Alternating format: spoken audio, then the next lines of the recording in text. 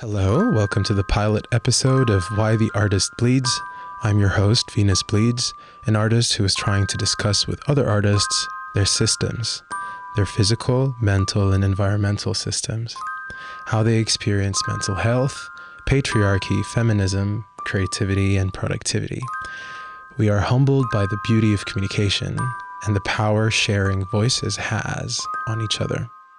We all come from the same blood. So for today, we are joined by the lovely Antonius Ghosn, who is a very young, talented queer cinematographer in Paris, France, who has produced several images and short films about queer identity, relationships, as well as longing. So nice to meet you, Antonius. It's a pleasure to have you here. It's my pleasure to be here and have this conversation with you. I know that we really bonded a long time ago over our art, and I know that every time we meet, there's a really deep connection. And I wanted to discuss with you today about the idea that I know that you, for example, don't produce a lot of fast work. You like to take your time. And I was wondering what really inspires you to kind of take your time between your projects, and what is the thing you can share with us about that, and how your system works with that. Well, I think every artist has his own pace in creating, and some of them are able to do it very fast and are able to create a lot, and others need to take their time in doing it because there's so much going on also between each work that they need to process, that they need to digest, that they need to get over in order to start with the next one. But I also envy some artists who are able to create that fast. But at the same time, it feels like so overwhelming because especially when you're doing something so personal and you expose yourself, you need to get over it in order to start creating again. And that's my case, for example. I need to take a lot of time in order to think about something, in order to feel that I'm able to do it, in order to gain the confidence that I have to have in order to start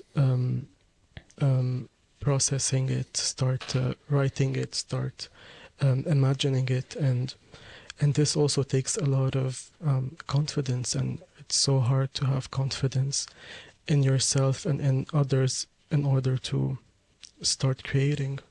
Yeah, I totally agree. This takes time, and this takes patience, and this takes so many things that some people need a time in order to gain that. Yeah, that is true, and the thing I feel about today's world is that we're very fast paced, and with the whole leading generation of TikTok, which I don't want to be the other, podcaster talking about how TikTok is whether amazing or bad, but it's really funny how we have came to a point where us as creators are forced to really feel the pressure of producing so much work continuously, perpetually on a formula that somehow does not make sense with our own identity and our own systems. Right. So how do you think we can manage? Because, for example, with me, I try as much as possible managing my time to create content for social media, or doing the whole artist marketing thing where you have to show up every day, produce the work to promote the project. But I wonder, what is there a system where people can follow that kind of guides them through this, or is that system in itself another formula that just makes it even more hard for artists to work on? Well, I guess the artists are the image of the times they live in, and the times that we live right now, as you said, it's very fast-paced time, and it's under capitalism, and which is getting worse and worse, and you need to create so much more, you need to create so much fast, and you need to put yourself out there in order to exist, because everything is running. And I mean, if you're not there, someone else will come and do that. I mean, it's such it's so hard, and it wasn't like that 10 years ago. It wasn't like that 20 years ago. I mean, each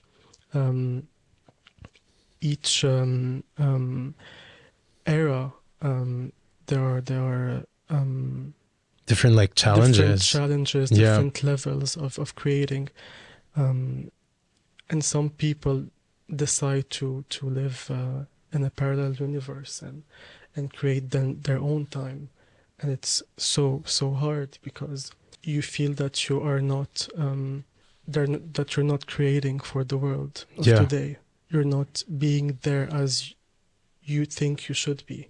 It's like every single era is, even like eras in general. Like now, Yeah. for example, an era, what used to be a decade, Yeah, now is yeah. a few months. Exactly, Like, exactly. have you noticed, whether that's in fashion, design, music, or photography, like just the world is exponentially moving so fast that, Exactly. you know, back in the day where we would have like the 50s or the 60s that were characterized by a particular like political statement or design statement, now almost feels like every year, like there's just so much noise.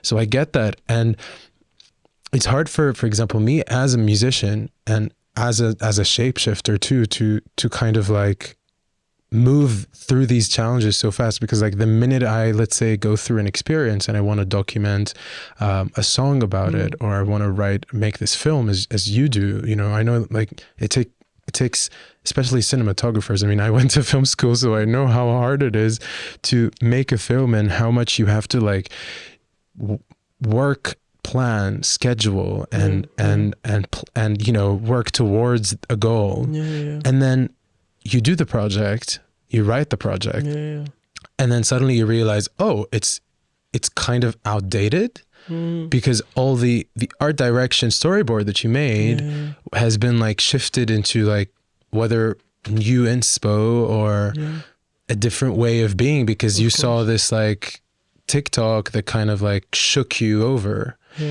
And that's why I'm a bit afraid as an artist to not just be creating content but consuming it, because like I look at my mom, for example, where she's like constantly consuming content all day, and it makes me think about how fast changing her mind is going through.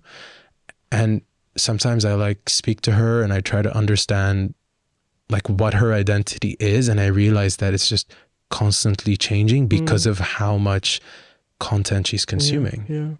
And as an artist, our identities are all we have as what makes us artists. So it's threatening to feel like, okay, I'm consuming this content every single day. I wake up today, I don't know, I'm into, let's say, like these perfumery YouTube bubble, and I go into like 20 videos, and then the next day I completely forget about that, and I go into like a space James Webb telescope thing, and you move from like one interest to the other, from one project to the other, from one mood board to the other. And this is why I feel like it's so important as an artist to detach yourself when you're making any work. And going back to like this episode's main idea of being a slow creator, I feel like in order for you to be a slow creator against like the fast, ever changing like realm of the digital world, you really have to maybe like separate yourself from this fast paced world just for a small period of time, at least when you're focusing, because you can't focus on something and multitask being distracted. It's kind of like a contradiction. So I want to know like how do you see that, and what kind of is the catalyst of like your life, and what really makes you like, how do you go about it as like when you're starting a new film, for example? I know some artists, for example, like Oclou, I don't know if you know her. She's a great French Okay. producer who released an amazing album called Galore. Okay. I actually I chatted with her a few times on Instagram, but she had this thing where before she made her record, she like went to Spain and she like went to the mountains with like her producer and stayed for like 3 weeks to write the album, to write the record. So I wonder if you do something similar when you're making movies and how that affects you.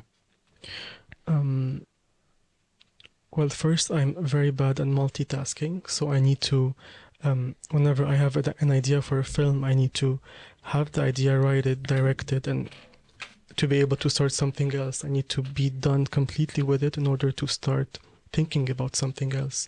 And that's maybe something that's bad, I'm not sure, because I'm not able to multitask and think about so many things at the same time.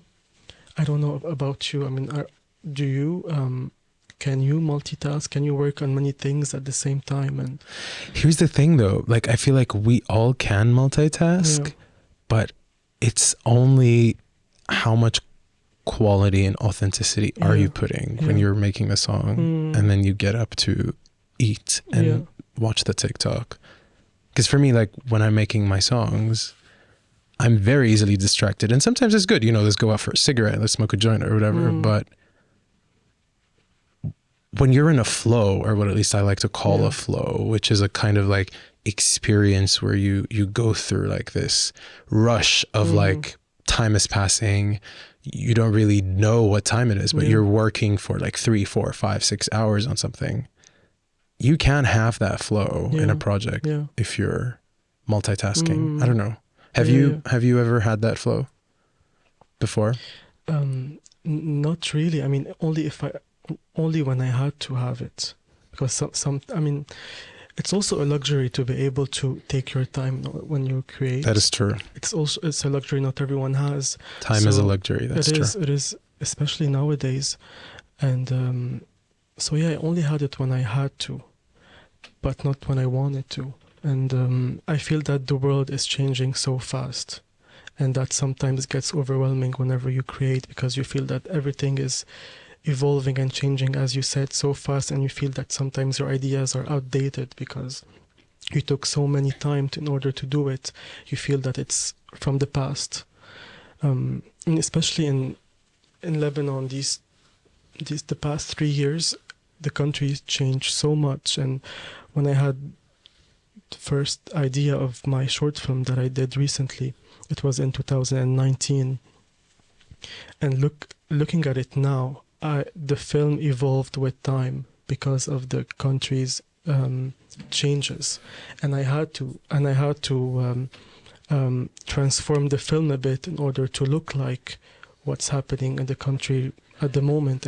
But it was so fast. I mean, the country in 3 years, the country changed in a way that's unbelievable.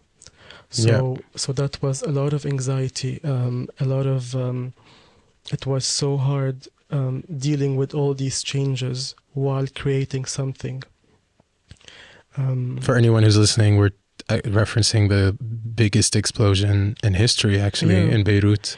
Whether it's the explosion, whether it's the revolution, whether it's the economical crisis, the explosion whether it's the pandemic. I mean, it's so many things at the same time that happened in Lebanon these past 3 years. That's as artists, as people who create there, I mean, how can we understand the country?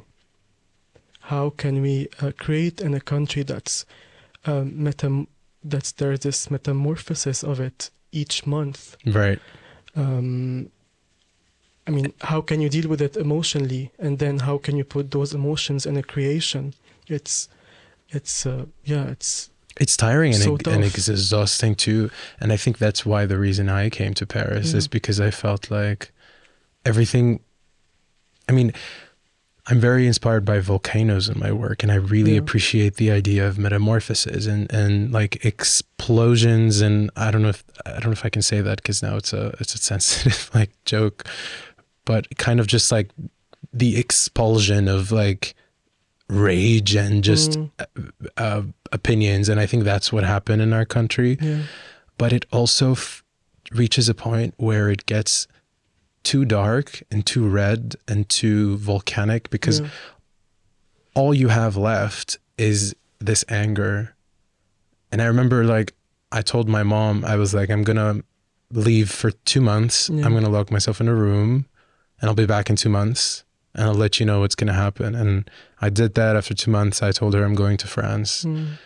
And she was so shocked. And even though here it's a very different, obviously, cultural shock, creatively at least, because, you know, in Beirut, we both had our own kind of thing going on, whether it's with people or friends. People you knew, people you're used to work with or used to create with, that's suddenly not there anymore. Suddenly not there. The process has changed too. Like, people here in Europe, like, kind of think differently and interact with you differently. Like, I know, I'm thankful that you have, I mean, you're the first person on this podcast to come and share this conversation with, but I feel like we have a deep level of understanding regardless of how much we know each other.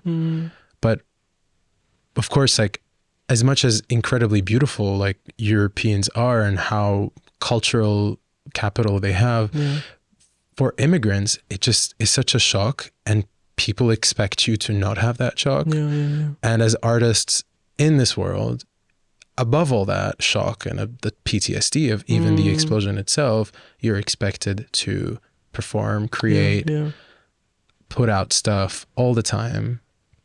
And I feel like there's no like conversations like this. And I want to be able to talk with my creative friends and create projects that aren't based off of the 3-second hook. Or the CTR click-through rate of that icon, of that film, and the title that you're reducing. And I know you as a filmmaker, you recently told me like you're sending out your film to a few festivals.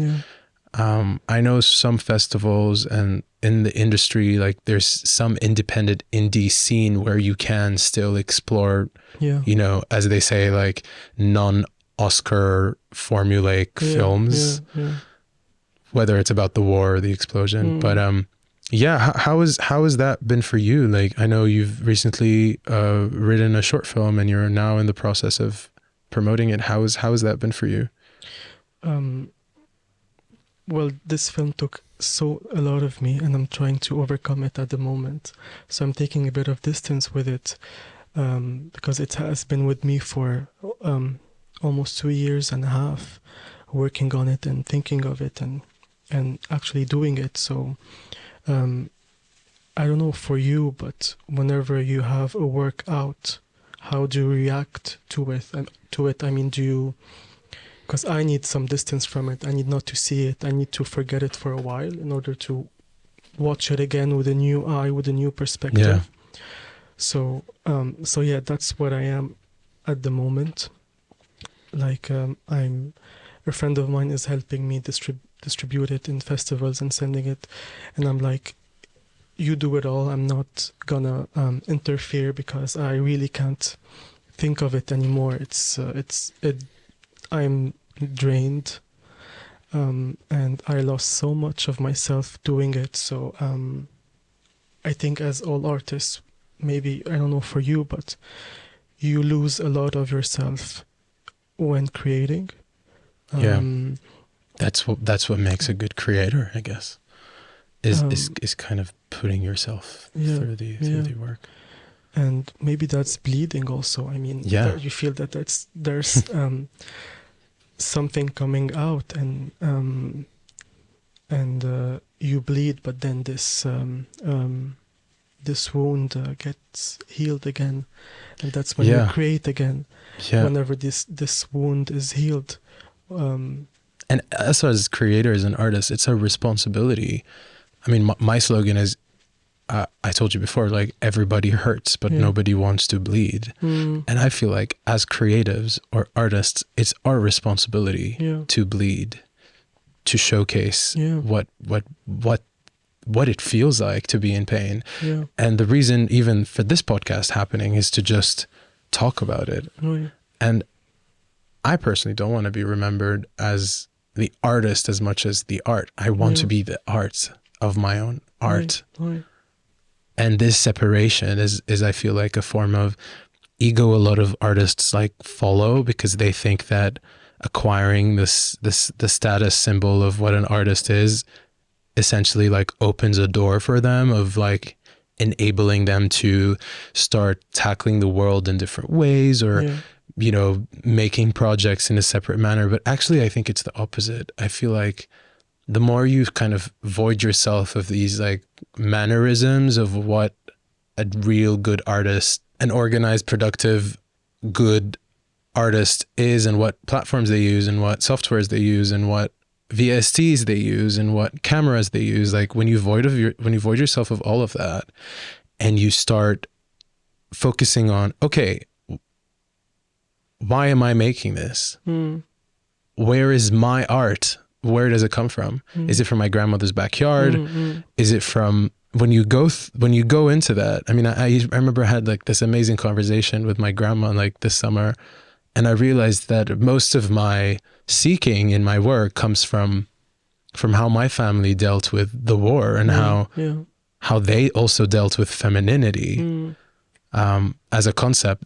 Because, for example, Venus Bleeds in this scenario is showcasing, okay, Venus in men is dying because she has completely lost in touch with most men on the planet. And she's bleeding. She needs help. She needs to be rescued. Essentially saying femininity in the world needs to be resurfaced, but specifically femininity in males, because that is the reason why the world is going bad. And I remember I met this amazing person in one of my landlord's like New Year's party, I think it was last year.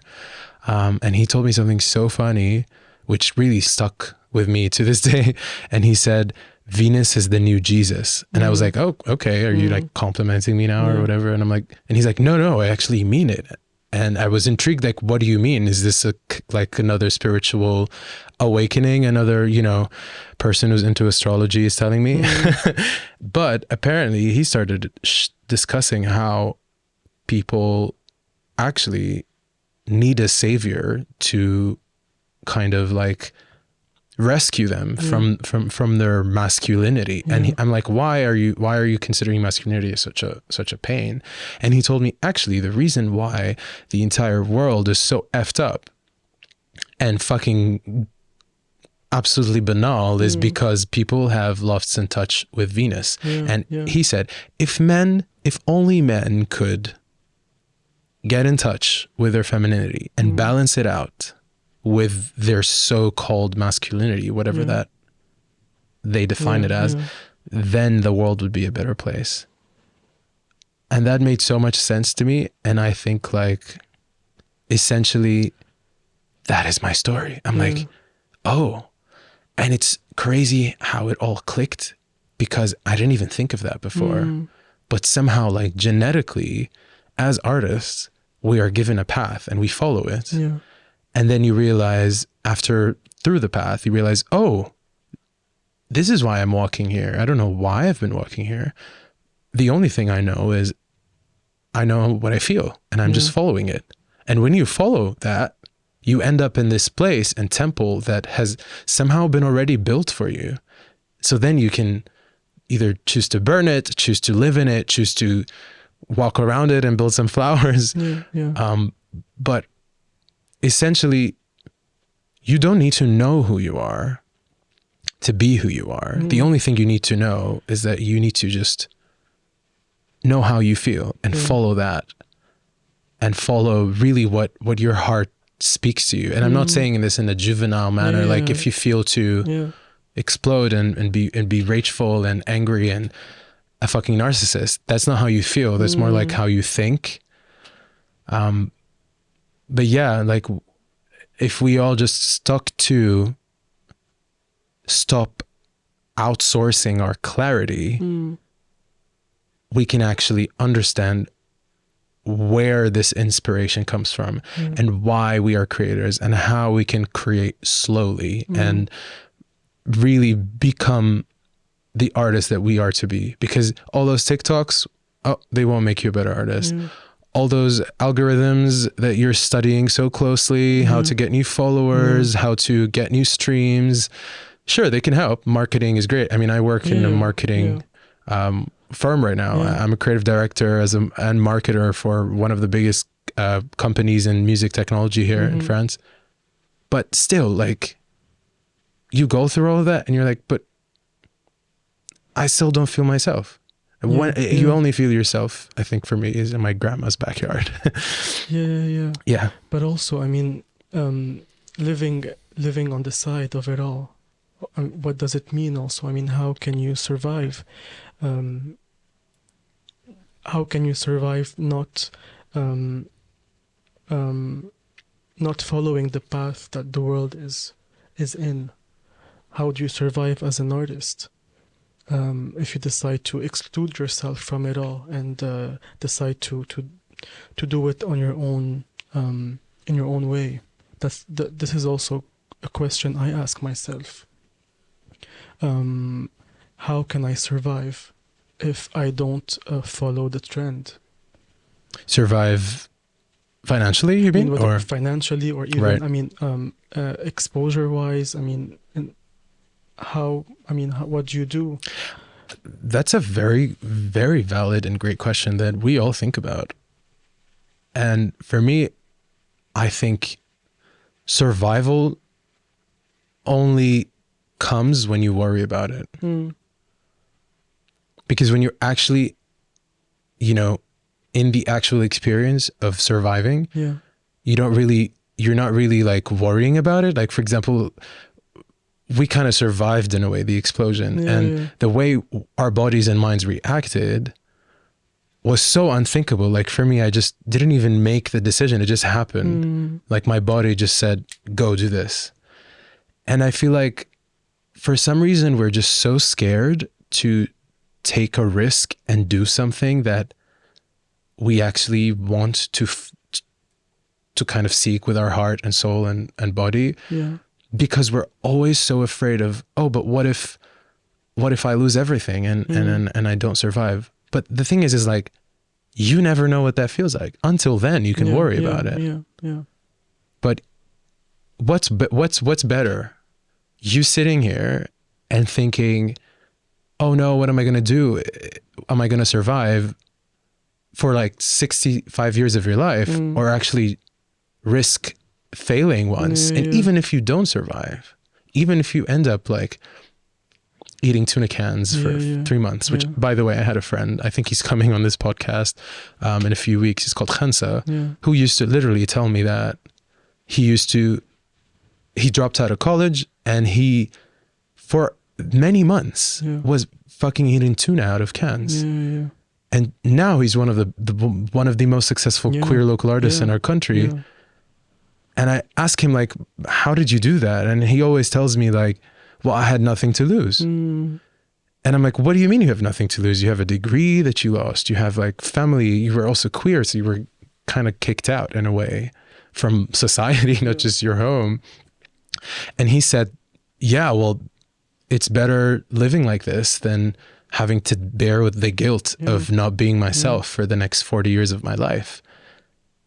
And I thought to myself, I'm like, that is so right. No, because he's absolutely right. That guilt is deafening. It hurts. Yeah. Because at the end of the day, you feel that you are destined to do that, and it's your destiny. It's who you really are, and if you don't follow it, I mean, what is your meaning in life? Absolutely. And I think we all come also from a culture where art is not the best is not seen in the best way. Artists are not like the most celebrated people in the community. Yeah. Especially when you're underground artist, when you're not doing what the public demands or what the market demands. Or the gay market as well. Also, or the queer or whatever. Also. So I think we all started in a rough path. My parents reacted quite in a very tough way when I wanted to start filmmaking, or when I wanted to start my film studies. when the results came in and when I got accepted, that's when I told them, and I didn't give them the choice. I was like, I'm moving out, I'm doing what I always wanted to do, which is film studies, and you have to accept it. Period. Yeah. And they struggled for the first couple of years, but then at the end of the day, I guess you get over it in a way whenever you see that your son or your daughter or Right. your child is happy. Yeah, that is very true. I mean, as much as we like to think our parents hate us, but they actually just they want what's in our best, Yeah, whether that's whether they think that conversion therapy is what's going to make you happy, because sometimes they do out of their own ignorance. Of course. But if you follow the intention, you realize, oh, they actually just want you to be happy. Yeah. With my parents, it's been the same too. And for them, they've always been unconditionally loving. They just didn't know how to communicate it. Yeah, of course. And now I kind of allow them to communicate it, even though they still have like denials and expectations of me, someday marrying a wife and having children, which probably I will do. Maybe, I don't know, but just the idea that I'm hurting myself haunts them. Yeah. It's not the idea of me hurting them. Yeah. It's me hurting myself. Yeah, that's how they show love. Yeah. That's their way of expressing it. On that topic, and before we end this amazing conversation, my last question would be, in your career growing up as a filmmaker or seeking being an artist or whatever you identify as through your work, what were the mistakes or mistake that you have done that you would share with another person who somehow would share a similar path as you, whether that's being a filmmaker, being a queer artist, or just following their own ambition? What mistake did you do that you would advise your younger self not to? Well, I'm still at the beginning of my career, and it's hard for me to identify as an artist. It's so hard sometimes. Whenever someone would say artist, I would freak out. Right. Maybe because I idolize this word so much, and I don't feel that I'm up to it. Yeah. But that also why you're an artist, because you don't claim to be. In a way, that makes you even more authentic, because knowing your work and the effort you put is not coming from deriving the status. You're making it just because of authenticity, and that's what makes an artist. What would I say to my younger self, or advise my younger self, is maybe trust yourself more. Yeah. And trust people around you, and trust their opinions about you when it's good, and believe it. Maybe that's what I would advise. It's something that I never really did. I would always, whenever someone would compliment something I did, I would never believe it, never truly believe it. Believe positive comments, believe compliments, believe, and that's how we grow, I guess. I love that. Yeah, that is so true. It's very hard for me. It used to be more than now, like to believe optimism, to believe that things are going right, and to believe that if something's good that's happening, it's not gonna end soon. It's okay to just accept the fact that we are in light. And I love this quote. I think Lady Gaga says that, which is amazing because she's fucking incredible. I think at the beginning of her career, she said something like, if you don't have any shadows, you're not standing in the light. And that just like nice. Growing up listening to that really helped ground me to know that, we're all anima animus, we're all our darkness is why we are light. Yeah, exactly. And, that made me think also of I rewatched a documentary not so long ago about Nina Simone. Icon. Yeah. And I I love this documentary, and I've seen it a couple of years ago, and I decided to watch it again a couple of days ago. And I remember there was this concert at the end of her life that she did in Switzerland. It's when she wanted her career, when she wanted to relive her career. And there's this close up on her face, and I felt that looking at her face, she was completely lost. She wasn't there anymore. It felt like she was looking at oblivion, at nothing, and that it's so sad to see an artist completely detached from reality, from what's in front of him. And I guess whenever you reach that point, I think it's no return. And she's the kind of woman that, you know, her entire career kind of was a trailblazer in setting the standard of for everything, whether for women, for Black culture, and exactly. And a lot of her life was, her songs were mostly very political. Yeah. Throughout the segregation when the USA was going through, and she says also that people expected me to do love songs and songs that would make them happy or would make them dance to. But as an artist, she felt that her role was to change the world, and and whenever she reached a point where she felt that she couldn't change the world anymore, or she quit. Yeah, and the reason why she's the greatest singers of all time is because of her pain in changing the world. Yeah, and if it wasn't for that, she wouldn't be a legend. Exactly. But I mean, she would, because she's a legend. Just just being birthed. This woman is incredible. When I put her music on, I just leave my body. It's insane. Me too. But thank you for coming here, Antonius. It was really for this chat. It was a great, good time, and I hope whoever's listening can really vibe in with us, because it was really chill. Yeah, thank you so much. No, thank you. My name is Venus Bleeds, and you are watching Why the Artist Bleeds. So stay tuned, and I'm so happy to join with you today. I hope you enjoyed this podcast. Please leave a comment or a like or a download, whatever you want. Feel free to not do anything at all too. You just being here is enough. And thank you so much. Cheers. Big kiss.